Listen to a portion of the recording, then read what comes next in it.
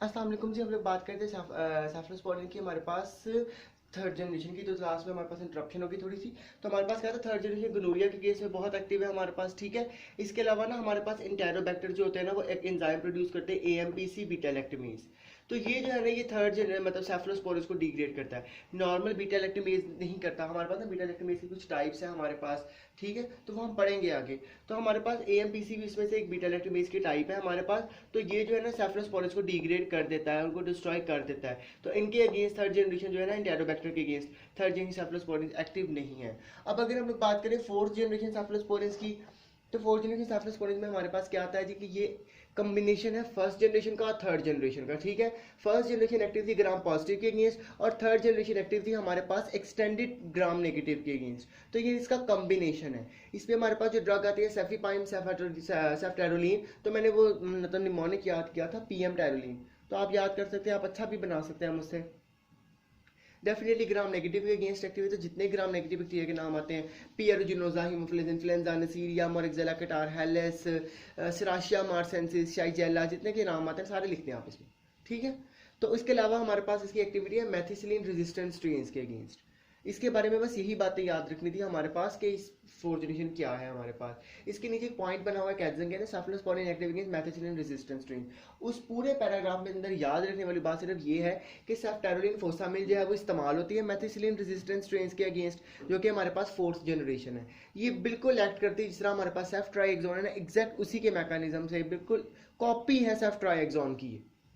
लेकिन हमारे पास स्पेक्ट्रम जरा इसका वाइड हो गया, क्यों फर्स्ट जनरेशन के केस भी एक्टिव थी, तो इसलिए जी हमने इसको कह दिया कि जी हमारे पास फोर्थ जनरेशन में आ गई। फिर इसकी एक्टिविटी हमने इस हिसाब से देख ली। अब हम लोग इनके एडवर्स इफेक्ट देखते हैं। इनकी टॉक्सिसिटी इंतहाई इंपॉर्टेंट है, बहुत बहुत बहुत ज़्यादा इंपॉर्टेंट है सेफलोस्पोरिन की हमारे पास टॉक्सिसिटी।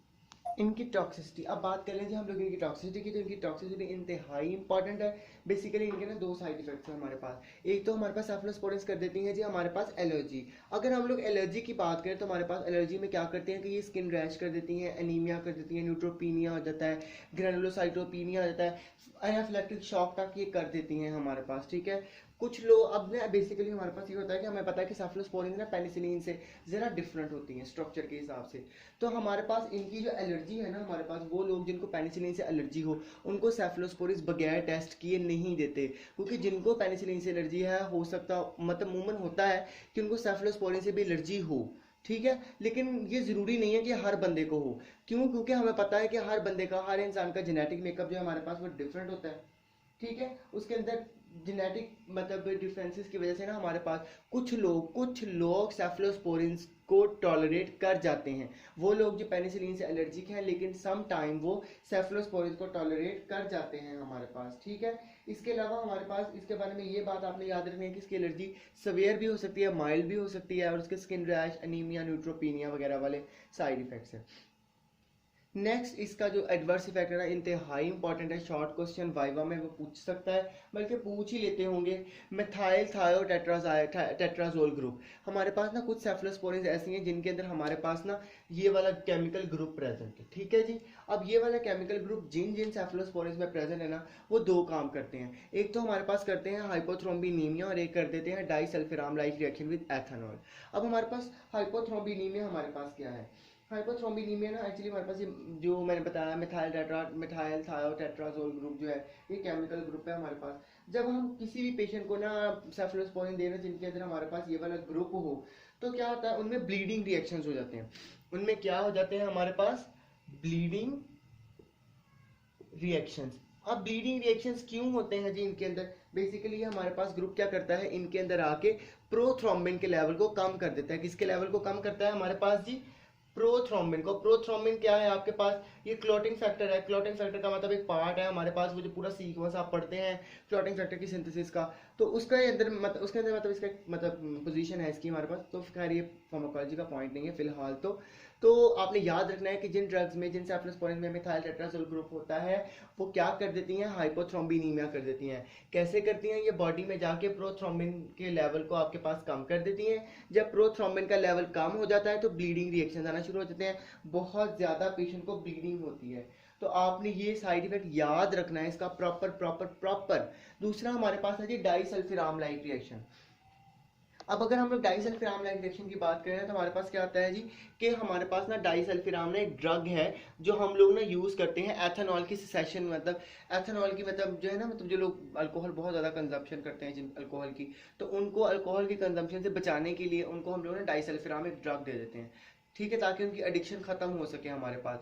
जब हम लोग डाइसल्फिराम देते हैं ना उनको, तो उनको अजीब से लिश्कारे नजर आना शुरू हो जाते हैं आंखों के सामने, अजीबो गरीब सी मखलूक़ात नजर आना शुरू हो जाती हैं, लिश्कारे अजीबो गरीब से, सर दर्द करता है, रैश हो जाती है उनको, पेट दर्द करता है, नोजिया वॉमिटिंग हेडेक होता है, बीपी लो होना शुरू हो जाता है, उनका दिल घबराता है बहुत ज़्यादा। तो वो एथेनॉल को मतलब ना अवॉइड, मतलब छोड़ देते हैं, नहीं लेते हैं उनको एथेनॉल को, ठीक है। तो अब हम लोग क्या करते हैं, कोई भी ड्रग जो एथेनॉल के साथ इस तरह का रिएक्शन करे उसको हम कहते हैं जी डाइसल्फिराम लाइक रिएक्शन। अब हमारे पास एक बंदा है, उसने बहुत ज़्यादा जी अल्कोहल पी हुई है, उसके पेट में बहुत ज़्यादा ना अल्कोहल प्रेजेंट है, उसको आपने डाइसल्फिराम दे दी तो उसके साथ वो सवियर रिएक्शंस हो जाएंगे हमारे पास, ठीक है। इसी तरह हमारे पास क्या करते हैं वो सेफलोस्पोरिन जिनमें मेट्रोथायाजोल टेट्राथायाजोल ग्रुप है ना हमारे पास, जब उनको भी हम किसी ऐसे मरीज को दें जिसने अल्कोहल कंजम्पशन की हो, तो उसमें भी हमारे पास ना डाइसल्फिराम लाइक रिएक्शन आना शुरू हो जाते हैं।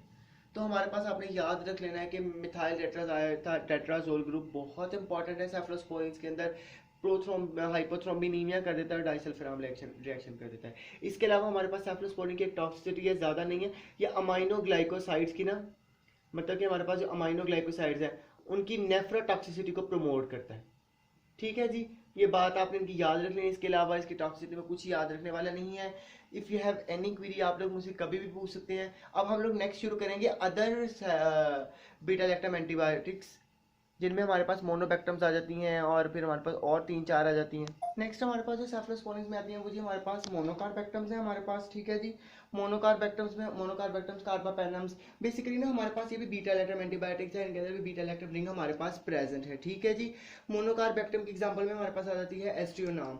एस्ट्रियोनाम हमारे पास जो है ना, इसकी फार्माकोकाइनेटिक के बारे में इनकी इंपॉर्टेंट बातें जो याद रखने वाली हैं वो ये है कि एस्ट्रियोनाम जो है ना, जिन बंदों को पेनिसिलिन से एलर्जी होती है ना, वो एस्ट्रियोनाम को इजीली टॉलरेट कर लेते हैं, कोई मसले वाली बात ही नहीं होती है आपके पास, ठीक है जी।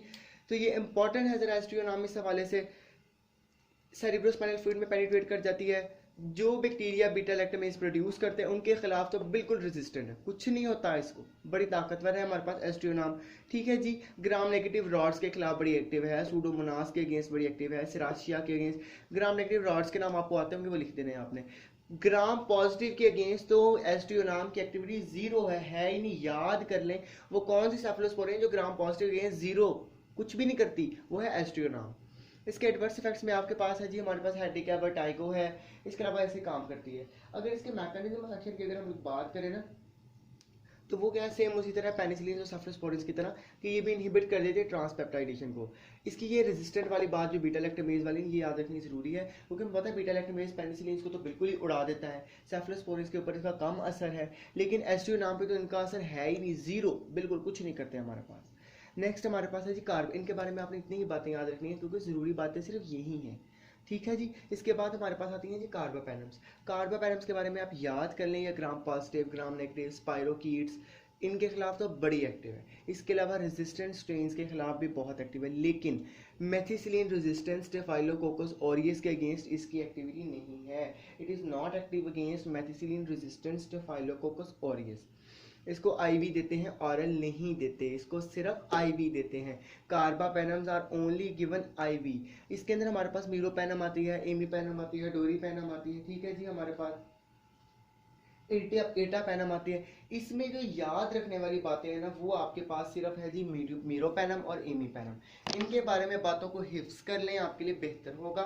मीरोपेनम हमारे पास यूएसए में वाइडली यूज हो रही है। अगर हमारे पास कार्बापेनम में कोई इस्तेमाल होने वाली ड्रग है ना, वो मीरोपेनम है। इवन कोविड के सिनेरियो में भी वो लोग जो बहुत ज़्यादा सिक है ना हमारे पास, इवन वेंटिलेटर्स पे हैं, तो उनको ड्रग्स के साथ ना मीरोपेनम भी ज़रूर दी जाती है, ताकि उनको कोई और बैक्टीरिया, ग्राम नेगेटिव, पॉजिटिव या स्पाइरोकीट वगैरह ना, कोई भी रेजिस्टेंट बैक्टीरिया, कोई और भी उन पे इन्फेक्शन काज ना कर सके। ये ना हो कि वो कोविड से लड़ते लड़ते कोई और बीमारी लगवा के बैठे हों हमारे पास।